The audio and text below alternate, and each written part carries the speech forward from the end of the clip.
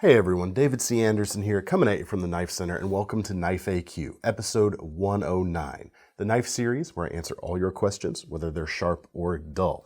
This week, we're taking a look at some premium options for some hard-use survival knives.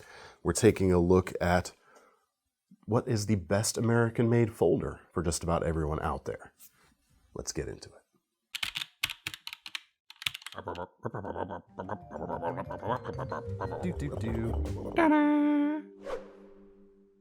First off, I hope everyone had a wonderful Christmas weekend. Whether you do or don't celebrate, no worries. I hope you had a great weekend regardless. Weekends are nice. Weekends are great. Sometimes they're even restful. Not mine. Yeah, probably not. You got too many jalopies to fix up. Too many car projects. Shall we get into the video? Maybe. Like the actual content for today? I'm assuming we have some questions. We do have some questions because that's how these episodes work. We comb through the comments section below these videos and pull out some interesting questions to feature in future episodes. So, to get yours, or to get a chance to be in a future episode, drop your question in the comments below. All right, first question today comes from Simply D. DCA, what is your best knife for anyone? A la the CVV Altus from the video you did a while ago, but USA made. Mine is the 14C 28N Kershaw Blur, though technically it doesn't meet all your criteria. I've recommended it countless times over the years. Yeah, Blur is a great knife, and there's lots of great recommendations out there because there's a lot of great knives out there. But that video specifically was focusing on the least common denominator, shall we say. Basically, if someone needed a knife recommendation and I knew nothing else about where they live, what they need, etc., I could recommend this one knife. And as such, we'll leave a link to that video probably up here right now, where I go more in depth, but I'll try to summarize the criteria I had for that video. You want it to be something relatively easy to maintain, so stainless and something that's not too hard to sharpen, and something that's definitely known for reliability. Also, I wanted it to be something ambidextrous because a person could be a lefty, but even if not, they might carry it on the left side, even if they're a right-handed person. Plus, ambidextrousness is just a nice thing to have anyway. And then the other thing is laws. I don't know where they live. I don't know what kind of local restrictions they have in place. And the last thing I want to do is recommend something that might, quote unquote, get them into trouble. And as such, no springs in the knife. Or I should slightly tweak that. No automatics and no spring-assisted opening knives, because last thing you want is them to fall afoul of a quote unquote switchblade law. And also a 3-inch blade length limit is what I was going for. Again, it's something you can carry just about everywhere. As always, know your local laws and regulations. Tom and I are not lawyers. We're just two dudes talking about knives. Funnily enough, the Kershaw Blur that you mentioned, while it is an excellent knife, I agree with you, actually breaks every single one of my criteria, not just length. I mean, it's a longer than 3-inch blade. Sandvik's 14C 28N is an excellent steel and is quite easy to sharpen, in fact, but still gives you good performance. But the recurve on this blade design makes it a little more difficult to sharpen for, especially people who aren't that familiar with the sharpening process. Also, the lock is not ambidextrous, and it's a spring assist opening. It breaks all the rules. But I do have some options here for a USA-made alternative, and ultimately, I want it to be, like, in my mind, I'm always going for something that is definitely going to have some, like, knife enthusiast credibility, but also something that is not too out there, not too tactical, and something to be enjoyed by all. Shall I show you the option now that I've spoken for however many minutes we've been rolling, Thomas? I lost track. I've got two. My favorite one, honestly, for this is the Native 5 from Spyderco. Whether you go with the lightweight, whether you go with the G10. If you want to soften things up, if this looks too aggressive, you can always go with one of the salt versions like this one with LC200N and the green handle. I like it, but the green's definitely not for everybody. But the Native 5 is fantastic. Made in Golden, Colorado, about 120 bucks right now.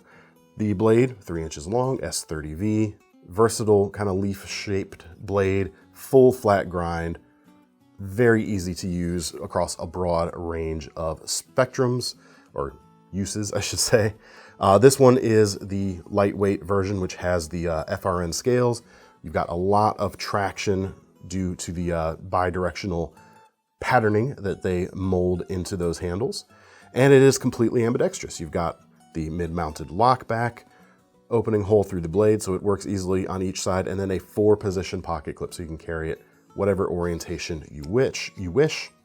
Very easy to use, very good size overall. It's got a quote-unquote smaller blade, a 3-inch blade, but due to the handle design where you can choke up on the choil right there, it's got plenty of meat to grab onto and plenty of push if you need to go into some like bigger tasks overall. Fantastic knife. Fit and finish on them is great, and this meets all of my criteria. The only one that it might not is price. If you need something more budget oriented, check out the Buck 112 Slim Ranger. Starts at about $30 for this injection molded version right here. Again, meets all of the criteria. 3-inch blade, 420HC steel, not too difficult to sharpen at all. These carry a lot more easily than the classic 112s because of course they are slim. You've got the pocket clip right there, pinned construction overall, complete ambidextrous qualities. You've got the reversible clip, you've got the dual thumb studs, and the rear mounted lock back here.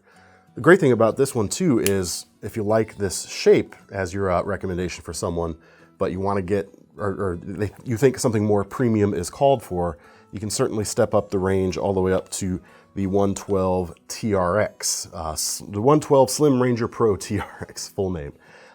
Price on that is getting a little closer to the Spyderco here. We're about $100 right now. Just like right now, it's like 1 cent under $100 on our site. And materials wise, you've got S30V on both of these. You've got G10, which is a bit of a nicer feel, or seen as a nicer thing anyway, than the FRN on the Spyderco. I will say the Spyderco's fit and finish is definitely a step ahead of the Buck's. Not to say the Buck is bad, but the Spyderco is definitely a little bit nicer there. The cool thing about the Pro version, and the Pro TRX version here, is the pocket clip is a little more subtle than the kind of wide pocket clip on the Select version, which was that first one I showed you. So any of those ought to work very well for a USA-made recommendation for just about anyone, provided they don't want a big knife, but then you can get into all kinds of weeds if we go down that direction. So hope that helps. Thomas, it looked like you were ready to say something. I was going to say there's a big selection of big knives. We got some big knives next. Not really EDC friendly, but Stephen A. Simmons asks, I am looking for a one-and-done USA-made outdoor fixed blade.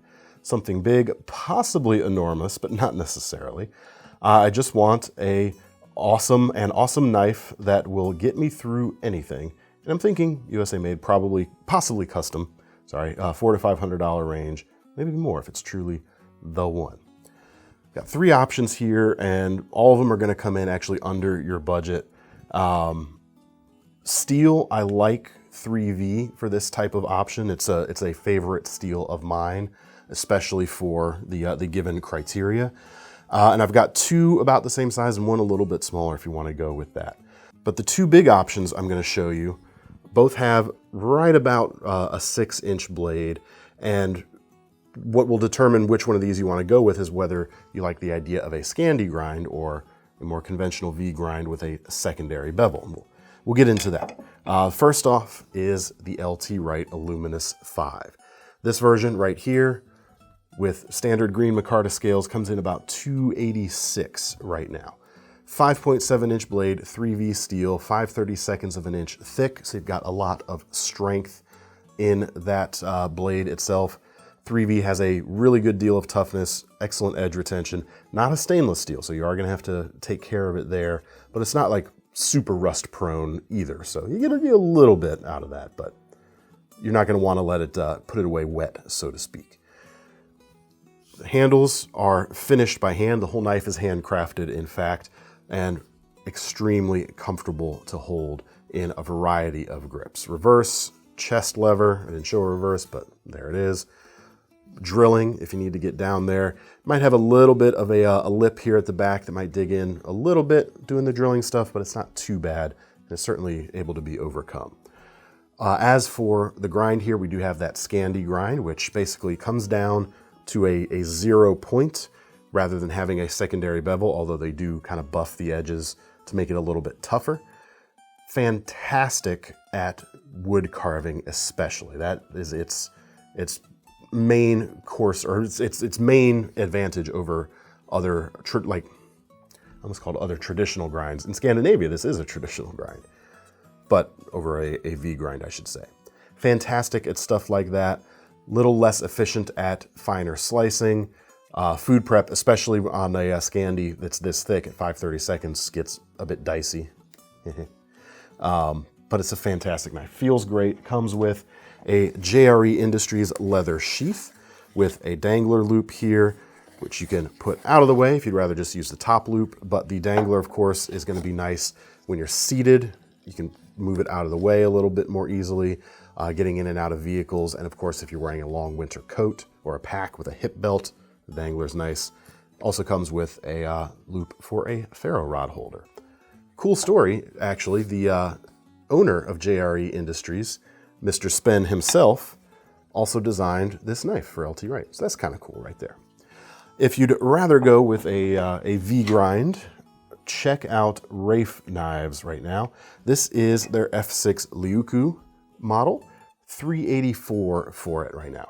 6-inch blade, 3V, saber height, flat grind, which is kind of that in between of ultimate stoutness and still maintaining some slicing capability. Works really well here. Now, the blade thickness on the F6 here is slightly thicker than the Illuminous. We're at about like a full 3/16 of an inch here. So either one of them is going to have plenty of rigidity for quote unquote survival stuff like splitting wood, batoning, that sort of thing. Not really going to be chopping too much, although I almost want to take that back. Choked back on this handle, this feels pretty good. Of course, I'm sitting behind a table right now, not chopping on a branch, but might not be too half bad, actually. Let me do this here on camera. Luminous, not too bad either, but I am feeling a little bit of a hot spot on that back end there for the choked back thing. That's not really designed to do that, and people are going to come out of the woodwork and tell me I'm wrong for saying this, but Scandis aren't really great choppers anyway. The actual apex of the edge itself on a Scandi is narrower than the apex, or more acute than the apex on a secondary bevel. Chopping is not that great. Anyway, but let's get back to the F6. The G10 handles feel excellent. The contouring is great. These are bolted on rather than the epoxied and bolted construction of the LT Wright. These scales are in fact removable on the Rafe. Man, they feel very good, I gotta say. And the drop point blade shape here that you're getting on all of these, even though the Illuminous is a spear point, but all spear points are drop points, not vice versa, does everything you need.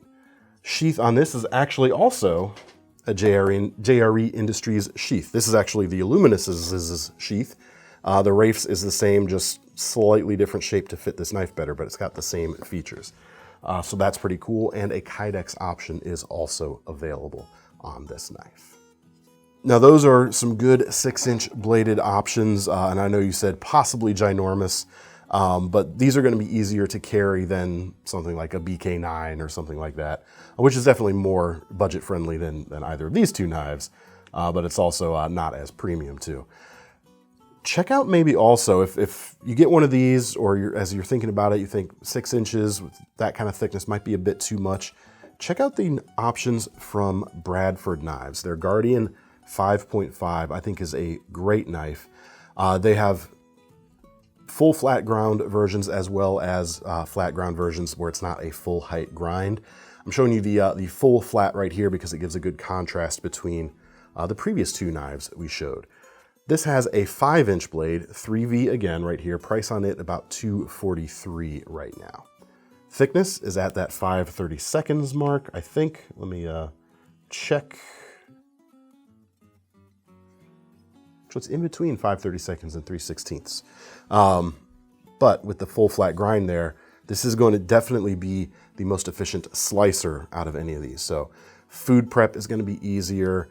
Hunting, skinning, that sort of stuff is going to have a little less resistance as you're slicing through things like that. And yet it's still got plenty of strength with this thickness and this steel to do the more hardcore survival stuff. Handle, maybe a little bit thinner than stuff like the Rafe and the LT Wright, which you might prefer the more hand-filling grip, but this is still quite comfortable. Canvas micarta on this one. And also a leather sheath. Simple, but absolutely fantastic looking package overall. Check those guys out as well. All right, we're gonna move from some overbuilt fixed blades into some quote unquote overbuilt or heavy duty folders at least. Eliza Vega. I can't decide between the Benchmade Adamas and the DPX HEST. What are the main differences and advantages against each? Also, the HEST has so many different types. Anywhere I can go to know the difference between the HESTs? Let's go through them right now. I'll start first with the Benchmade, which is the mini Adamas, which I'm assuming that's the one you were talking about because size-wise, it more closely matches up to the HEST folders. Whatever I tell you about this mini Adamas, there is also a nearly 4-inch bladed version that's essentially the same, just bigger. $261 for this mini Adamas, 3¼ inch blade.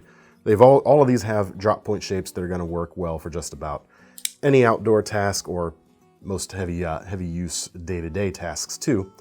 Crewwear blade steel on the Benchmade, and that right there, if you're going for hard use, is definitely an advantage for the Benchmade. This is a tougher steel than what you can get on any of the DPX HESTs that I'm aware of right now. Also ambidextrousness, we talked about that as a quality earlier. You've got it with the axis lock right here, which is that crossbar style lock with 2 Omega springs that push that lock bar forward. It is a very strong knife, or a very strong locking mechanism overall. But you know, some folks do worry and have had those springs break over time, which is something you're not really gonna have to worry about as much with the frame locking knives on the DPX side of things. But strength, ultimate strength, is kind of hard to measure between the two because we don't have testing equipment, unfortunately. But the crossbar lock is quite strong here. There's just enough length on these G10 handles for my slightly larger than average hands. It is really an excellent feeling smaller knife. Deep carry pocket clip, reversible to either side. Fantastic little knife. Let's compare it to some of the HESTs now. I'll mention is the HEST F Urban, which is a slightly smaller version. So it's a smaller blade than either of the standard HESTs or the mini Adamas here. So this one's probably not what I shouldn't even say this. This is probably not the one you're looking for, but just know that this one, the Urban version, is a little bit smaller. Sub 3-inch blade, so if that's a concern where you are, this still does offer a fairly robust small 3-inch or standard size 3-inch blade right there. CPM 154 on these. This one is made in the USA. Some of the HEST models are made by Lion Steel in Italy. So talk about those differences as well. Deep carry pocket clip, which is reversible. And then of course you have the screw-in point here at the back. And I believe this also comes with a glass breaker tip. I know these other two do as well, but I'm not 100% sure on the Urban. Frame lock, titanium with the steel insert there. They feel nice and solid. Ball bearings in the pivot on these, which is a little bit different than the washers in the mini Adamas. Next up, let's talk about the HEST 3.0. The 2.0 and the 3.0, as far as I know, all of them were made by Lion Steel. And this is one of the 3.0s. This is the Mr. DP Decade, just fancier blade option right here, and a little more expensive as a result. This is like $375. But I always tend to think of this, I would have shown a HEST 2.0, but we didn't have one on the shelf today when we were filming. That comes with a G10 front scale, titanium frame lock on the back, and Lion Steel's Rotoblock system is on that. So that is an advantage to, potentially an advantage to the HEST in terms of long-term durability of the lock. I love a crossbar lock. I use them all the time, but there's something about the kind of bomb-proof simplicity of a frame lock with that extra screw down secondary safety that locks that bar in place that doesn't ever feel like it has any possibility of failing. It just feels rock solid. The 3.0 right here, as you can see, does not have that feature, so keep that in mind. Also, the 2.0 has washers in the pivot as opposed to ball bearings. The 3.0 has ball bearings. You get more of that kind of flippy action going on, but for hard use, that's a bit of a trade-off there. You know, if you're digging around in dirt or any kind of gritty environments or scenarios, the ball bearings can be a little bit more prone to, suffering the action a little bit. Now here's something that all of the larger HEST models are going to have in common, and that is a thicker blade than the Mini Adamas. So even though the steels aren't as robust or as tough as the crew wear, you do get a little extra thickness to compensate a little bit. But if ultimate toughness is not where you're going for and you want more edge retention as your primary consideration, the M390 on this blade right here will outlast the crew wear. It's kind of the two sides of performance there. What is what you need? What is what you need? And the final version to kind of be aware about is the flipper versions of the HEST F. These are also made by Lion Steel. They're about $360. You've got a lot more milling on the titanium going on here. It's also a little bit less bricky than the flat handles of the standard HEST 3.0. So if handle comfort's your thing and you want to go for the HEST, I would recommend this one. And indeed, that matches up a little bit better for the comfort on the Mini Adamas between the two. That's a nice little thing. M390 steel on these, again, a little bit thicker. So you've got more edge retention, maybe not quite as much toughness for, rough handling. So really, I think that kind of boils down all the kind of knifey differences between the two. But I haven't mentioned yet the kind of extra features that the HEST models come with. One, you've got the glass breaker option. You're not going to have that on the Adamas. You've got this jimping right here, which is not actually jimping. It's 3 different diameters of wire breaking capability. So put your wire in there, you can start twisting it and use the spine of the knife to break it. You've also got the notch in the spine, which functions both as a bottle opener and can be used as a pocket deployer too. So you can just draw the knife normally if you wish, but if you angle it in just the right fashion, you can catch the edge of your pocket's hem on that little notch and flip the blade out as you're pulling it. So speed, ultimate speed, is probably going to come down to the HEST, although speed in closing, Mini Adamas is probably going to have that licked. And it's not like the Adamas is a slow knife either. So hope that helps. All really good options. I mean, they're both great knives. What can I say? You just said it. I just said all of it. Let's don't have to rehash it then. I hope that helps. Really do. All right, now we come to the lightning round for today. The 4CP says, my friend is up in the air between the Benchmade full-size Crooked River and the full-size Griptilian. He has large hands wearing an XL glove. Which should I recommend? Well, ultimately, the biggest, if it's a truly big hand, the full-size Crooked River is a significantly bigger knife than the Griptilian. So if that's the biggest motivator, I have slightly larger than average hands. I wear either a large or XL glove depending on the brand, and you can see I've got about an extra finger's worth of handle sticking out the back. Whereas the mini Griptilian, the regular Griptilian, I can still get all 4 of my fingers on there, no problem. But due to the kind of neutral handle shape, even larger hands aren't going to have a problem holding on to this design. It's still going to be very comfortable kind of coming off the back end of the knife. Ultimately, I think both are nice knives. I own versions of both of these series, although I own a mini Crooked River. I don't own a full size. I think the bigger consideration here is if he needs that ultimate grip or that ultimate extra grip, go with the Crooked River. But it's hard to look at this comparison without talking about price. About $288 for the full-size Crooked River. You could pretty much get 2 Griptilians for the same price. It's kind of hard to ignore as well. Throw those at him, see which way he starts to lean. That should help. Maybe close the knives first before you throw them out. Well, you know, I didn't say throw the knives, throw the information at him. You said throw that at him. Benny Ling says, "Hi DCA, do you prefer a well-spec'd knife with a subpar design or a knife that has subpar specs but is well-designed?" Design comes over materials every time. As long as the materials aren't like utter trash, so to speak, like pig metal or that sort of thing, pig iron, design every day of the week. I would take a efficient cutting and good in the hand feeling knife over a overbuilt, tanky, blocky thing with a wedge for a blade any day of the week. And even though these are not, subpar specs, it's why the Civivi Badlands Vagabond is one of my favorite knives that they make. Even though most of Civivi's lineup has quote-unquote better specs than the 9CR blade and the injection molded, the plastic handles on here, at $40, this knife feels great, it's balanced, the blade is great, I love it. But of course, some upgraded specs can be nice, which is why we took this design and had Civivi build it with an S35VN blade for us as an exclusive.